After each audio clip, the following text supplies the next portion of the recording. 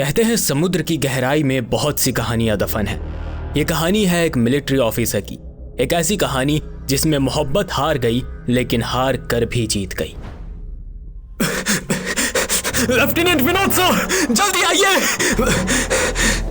Lieutenant Vinod जहाज पर बने अपने छोटे से केबिन में उस लड़की के बेहद करीब खड़े थे।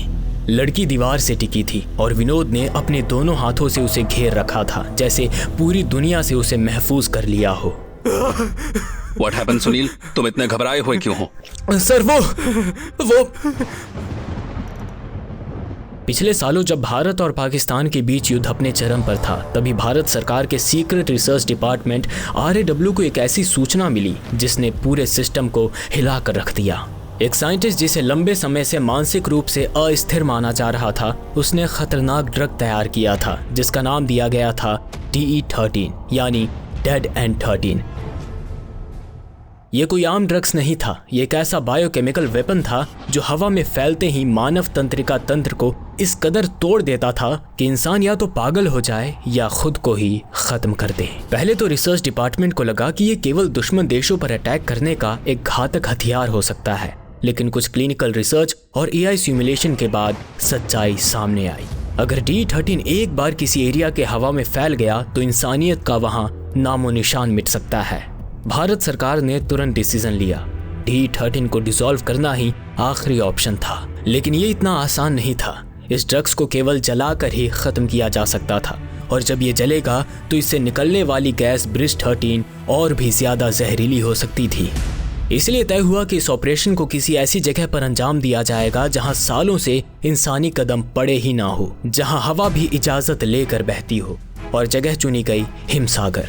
भारत का एक ऐसा रहस्यमयी बर्फ से ढका क्षेत्र जो सियाचिन और लद्दाख से भी पार सैटेलाइट ब्लाइंड जोन में स्थित था, जहां ना कोई गांव था ना शहर, बस बर्फ और मौत जैसी खामोशी। एक स्पेशल टीम बनाई गई जिसमें 8 कमांडो, एक मेडिकल बायो इंजीनियर और नौसेना की एक स्पेशल शिप टीम थी, जो हिमसागर की बर्फीली घाटियों में मोबाइल लैब और ड्रग डिस्पोजल यूनिट के साथ पहुंची। ये था ऑपरेशन हिमसागर, जिसका एक ही मकसद था, DE13 को इस दुनिया से मिटाना बिना खुद मिटे। मिशन शुरू हुए लगभग 1 महीना हो चुका था। सर, लेफ्टिनेंट दिनेश पटेल कहीं नहीं मिल रहे हैं। सर, पूरा जहाज छान लिया है। क्या तुमने उसके कमरे में देखा? जी सर, वहां भी नहीं है। एक बार और चलो। तुमने अच्छे से चेक किया ना, वॉशरूम और बाकी सारी जगह? नहीं सर, मैंने वॉशरूम में चेक नहीं किया। ओह सुनील, क्या करते हो सकता है वो वॉशरूम में ही हो। जी सर, मैं देखता हूँ। सुनील जैसे ही वॉशरूम का दरवाजा खोलता है, उसके होश उड़ जाते हैं और उसके मुंह से जोर से चीख निकलती है। Vinod sir! Lieutenant Dinesh! Washroom पूरा खून से सना हुआ था। लेफ्टिनेंट दिनेश के गले में सिर्फ एक टाई थी और उनके शरीर पर चाकू से बने क्रॉस के निशान थे। उनकी लाश वॉशरूम के कमोड पर इस तरह सजाई गई थी जैसे वो आराम से बैठे हों और हाथ में सिगरेट हो। इस हादसे ने पूरे जहाज पर अफरा तफरी मचा दी थी। हर व्यक्ति अपने तरीके से खामोशी के साथ लेफ्टिनेंट दिनेश के कातिल को ढूंढने की कोशिश कर रहा था। ऐसा नहीं था कि ऑफिसर दिनेश पटेल की मौत जहाज पर पहली मौत थी। उससे पहले भी 2 ऑफिसर अचानक गायब हो चुके थे, जिनका आज तक कोई सुराग मिला ही नहीं।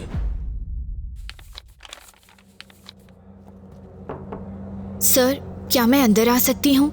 रात के करीब 2 बजे थे। ऑफिसर विनोद अपने कमरे में बैठे हुए फाइल्स पढ़ रहे थे।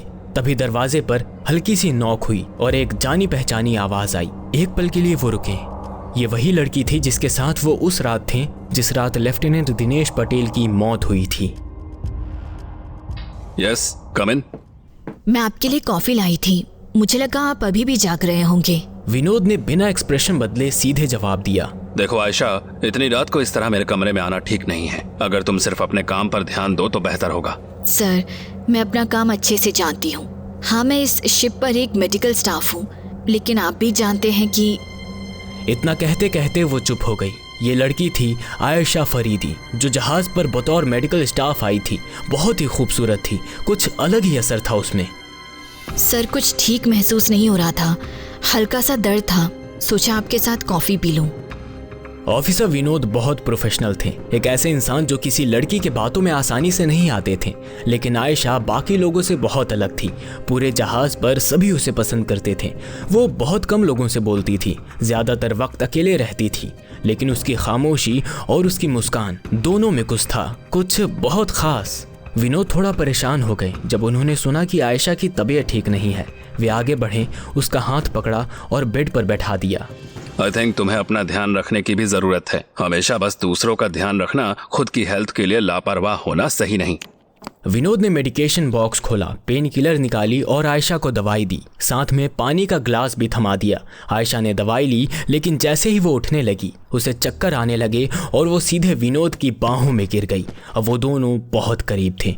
उस पल के लिए जैसे सब कुछ रुक सा गया था। शुरुआत में दिनेश पटेल की मौत वाली रात भी कुछ ऐसा ही हुआ था, जब विनोद की नजरें कुछ पल के लिए आयशा की आंखों में खो गई थी। ये कोई इश्क नहीं था, ना कोई रिश्ता, लेकिन कुछ तो था जो दोनों को बार बार एक दूसरे की तरफ खींच रहा था। आयशा की आंखें बंद थी, विनोद की नजरें उसके चेहरे पर टिकी थी।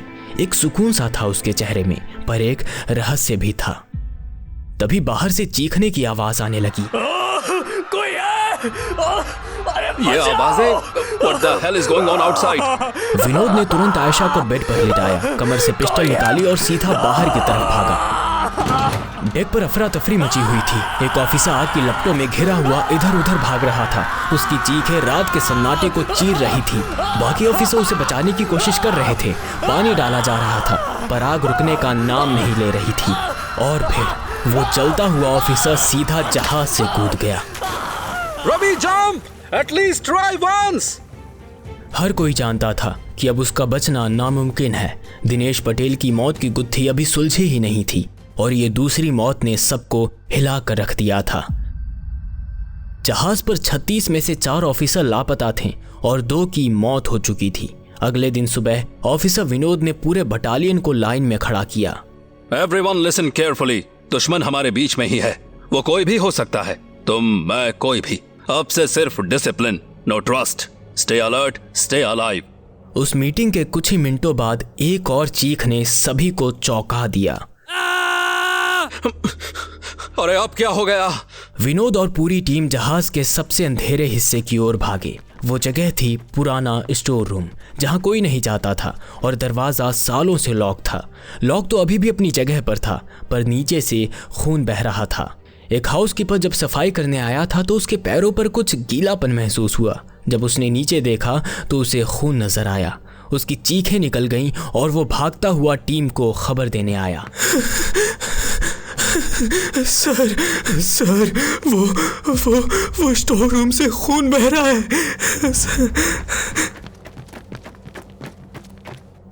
ओह माय गॉड, ये क्या है? ये तो वही स्टोर रूम है ना जो कभी खुलता ही नहीं। ताला तो अब भी वैसा ही है, लॉक्ड, लेकिन ये खून कहां से आ रहा है? इस कमरे की चाबी किसके पास है? Open the dam lock now. सभी एक दूसरे को देखने लगे। कोई कुछ नहीं बोल रहा था। जहाज का इंचार्ज भी चुप, सिर झुकाए खड़ा था। ताला तोड़ो, आई डोंट केयर कैसे, बस दरवाजा अभी खुलना चाहिए। कुछ ही सेकंड में एक ट्रेंड ऑफिसर ने लॉक तोड़ा और दरवाजा खुला।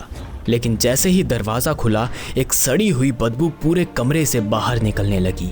ऐसा लग रहा था जैसे कमरे में कुछ कई दिनों से मरा हुआ पड़ा हो। कमरा अंधेरे में डूबा हुआ था, सिर्फ एक बल्ब की रोशनी टिमटिमा रही थी। सर, ऊपर देखिए। सबकी निगाहें छत की तरफ उठी और सबकी सांसें थम गईं। छत से टंगे थे शरीर के हिस्से, किसी के बाह, किसी की टांग तो किसी की गर्दन, जैसे किसी ने इंसानों को काट कर सूखने के लिए टांग दिया हो। एक ऑफिसर को ये सब देखकर उल्टी आ गई। बाद में कंफर्म हुआ ये लाशें उन्हीं 2 ऑफिसर्स की थीं जो 2 महीने पहले गायब हो गए थे, जिनके बारे में सभी ने मान लिया था कि वो समुद्र में कहीं बह गए होंगे। इस घटना के बाद जैसे जहाज पर सन्नाटा पसर गया हो। हर कोई शक की निगाह से एक दूसरे को देख रहा था। कोई किसी पर भरोसा नहीं कर पा रहा था। बस एक इंसान सबको नॉर्मल करने की कोशिश कर रहा था, आयशा।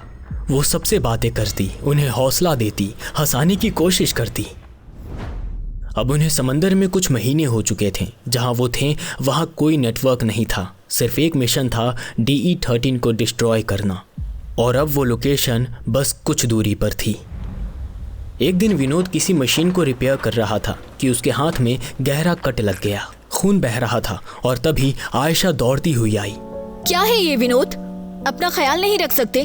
देख रहे हो कितना ब्लड आ रहा है। ये पहली बार था जब उसने उन्हें विनोद कहा, ना कि ऑफिसर या सर। विनोद ने उसकी तरफ देखा और उसकी आंखों में अपने लिए एक अजीब सा ख्याल, शायद प्यार देख पाया। आयशा ने जल्दी से मेडिकल किट निकाली, विनोद का हाथ बांधा और बिना कुछ बोले मुस्कुरा कर चली गई। उनके बीच 10 मिनट कोई बातें नहीं हुई, लेकिन उसकी आंखें सब कुछ कह चुकी थी। और अब जहाज एक बर्फीले इलाके में पहुंच चुका था। चारों तरफ सिर्फ सफेद बर्फ की चादर और गहरा समंदर था। रात के करीब 10 बजे इमरजेंसी सायरन बजा। वॉकी टॉकी पर रवि की आवाज आई। सर, कुछ अजीब मूवमेंट्स दिख रहे हैं बाहर। लगता है छोटी छोटी एनिमी शिप्स नजदीक आ रही हैं। ये बहुत अजीब था क्योंकि जहां वो लोग थे वहां इतने शिप दिखना इम्पॉसिबल सा था। हेलो, हाँ रवि, तुम वेट करो, मैं अभी आ रहा हूँ। लेफ्टिनेंट विनोद अब किसी नतीजे पर पहुंच चुका था। उसकी आंखों में गुस्सा और बदले की आग साफ झलक रही थी। जब वो शिप के ऊपरी हिस्से पर पहुंचा, उसने देखा कि चारों तरफ छोटे छोटे दुश्मन जहाज़ों ने शिप को पूरी तरह घेर लिया था। जहाज पर मौजूद हर एक अफसर अब अलर्ट हो गया था। सब तैयार थे, लेकिन इन सबके बीच अगर कोई गायब था तो वो थी आयशा। विनोद ने एक बड़ा सा सायरन माइक्रोफोन उठाया और तेज आवाज में बोला, मैं लेफ्टिनेंट विनोद बोल रहा हूँ। कौन हो तुम लोग? क्या चाहते हो? What do you want? वहीं दूसरी ओर रवि ने बाकी ऑफिसर्स को अलर्ट रहने का आदेश दे दिया। सुनील, आनंद और रहीम सभी अपने अपने हथियारों के साथ एक्टिव हो चुके थे। उन्हें अंदेशा था कि कभी भी उन पर हमला हो सकता है। तभी विनोद को एक अजीब सी बेचैनी महसूस हुई। न जाने क्यों ऐसा लग रहा था जैसे कुछ बहुत बड़ा उसके सामने होने जा रहा है। उसका अनुभव उसे धोखा नहीं देता था। उसने झट से रवि की ओर देखा। Everyone, be alert. नजरें 1 सेकंड के लिए भी मत हटाना। अगर वो जहाज हमारे और करीब आते हैं तो जवाबी हमला जरूरी होगा। मैं 5 मिनट में आता हूँ। सभी ऑफिसर्स एक पल को हैरान रह गए। इतनी क्रिटिकल सिचुएशन में लेफ्टिनेंट विनोद को आखिर जाना कहाँ था। विनोद बिना रुके सीधा उस जगह पहुंचा जहां DE-13 दुनिया के सबसे खतरनाक ड्रग को हजारों सिक्योरिटी लेयर्स से सील किया गया था। लेकिन जो उसने वहां देखा उससे उसकी सांसें थम गईं। कमरे में पहले से कोई मौजूद था और वो और कोई नहीं, आयशा थी। शक अब यकीन में बदल गया। मैं जानता था तुम यही होगी। विनोद, आप? डोंट मूव आयशा, वरना अंजाम बुरा होगा। वरना क्या विनोद? गोली मार दोगे मुझे? आयशा सिक्योरिटी के सारे लेयर्स तोड़ चुकी थी। ये कमरा किसी किले के कमरे से कम नहीं था, लेकिन फिर भी वो इस हाई टेक सिस्टम को बाईपास करके यहाँ तक पहुँची थी। कमरे के बीचों बीच एक पारदर्शी बॉक्स था और उस बॉक्स में एक छोटी सी शीशी DE-13, जिसे एक देश क्या पूरी दुनिया घुटनों पर आ सकती थी। विनोद कुछ कहने ही वाला था, लेकिन उससे पहले ही आयशा ने उसकी आंखों में देखा एक ऐसा नजरिया जो गोली से ज्यादा तेज था। इतना आसान है तो मार दो ना मुझे। गन तुम्हारे हाथ में है और ट्रिगर पर तुम्हारी उंगली। अगर देश की सुरक्षा की बात हो तो मैं खुद को भी खत्म कर सकता हूँ। तुम तो सिर्फ एक गद्दार हो जिससे मुझे मोहब्बत हो गई थी। मोहब्बत है तो यकीन रखो विनोद, मैंने तुम्हें कभी धोखा नहीं दिया। हाँ, छुपाया बहुत कुछ, लेकिन प्यार नहीं। वो तो अब भी उतना ही सच्चा है और ये बात तुम भी जानते हो। तुम्हारी आंखें मुझसे झूठ नहीं बोल सकती। आयशा के शब्दों के बाद कुछ पल के लिए पूरे कमरे में सन्नाटा सा छा गया।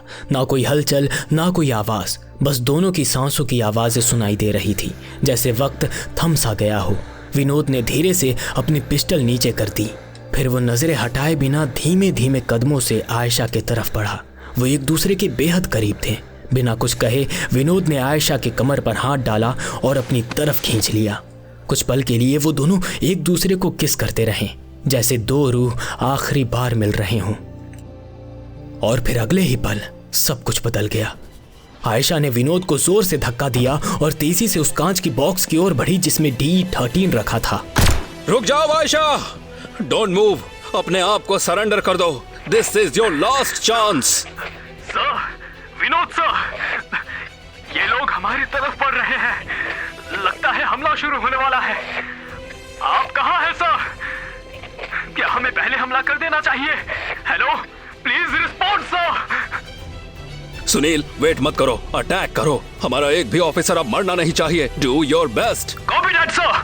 लेकिन विनोद की नज़र अब भी सिर्फ और सिर्फ आयशा पर थी और आयशा भी बिना पलक झपकाए विनोद को देख रही थी। उसे भरोसा था विनोद उससे प्यार करता है और वो उस पर गोली नहीं चलाएगा। इसी भरोसे के साथ आयशा ने एक और कदम बॉक्स की ओर बढ़ाया। बस एक हाथ बढ़ाना बाकी था कि तभी गोली उसके हाथों से छूती हुई निकल गई। आयशा दर्द से चीखते हुए नीचे गिर पड़ी। विनोद, तुम मुझे गलत समझ रहे हो। बस आज मुझे जाने दो। कल जब मिलूंगी तो हमेशा तुम्हारी रहूंगी। Please believe me, let me go. इतना कहने के बाद आयशा ने भी अपनी कमर से गन निकाली और अब दोनों एक दूसरे के सामने गन पॉइंट पर खड़े थे। बस बहुत हुआ आयशा। एक ट्रेंड ऑफिसर और एक ब्रिलियंट स्पाई आमने सामने थे। दोनों ने अपनी गन फेंकी और फिर शुरू हुआ असली मुकाबला।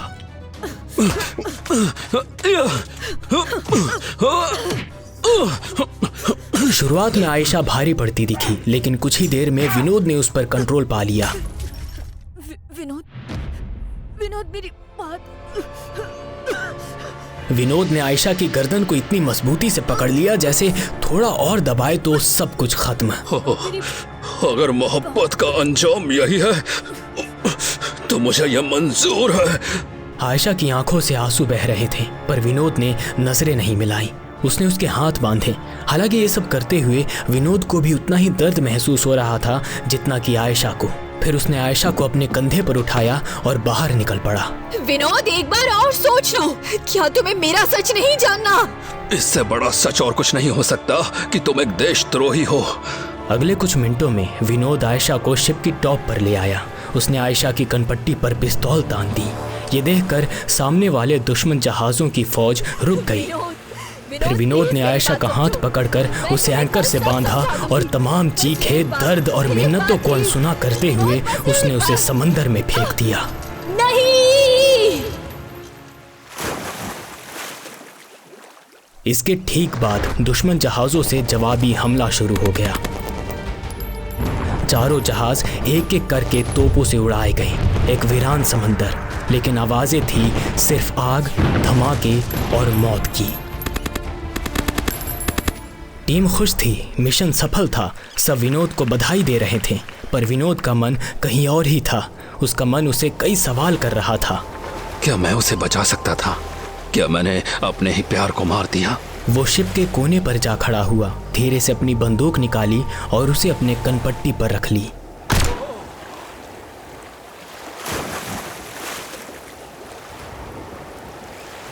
पानी में खून धुल चुका था, जहाज पर सन्नाटा था और समंदर गवाह था एक ऐसी मोहब्बत का जिसका अंत सिर्फ धोखा, दर्द और खून था। क्या सच में इस मोहब्बत का अंजाम इतना ही दर्दनाक होना था?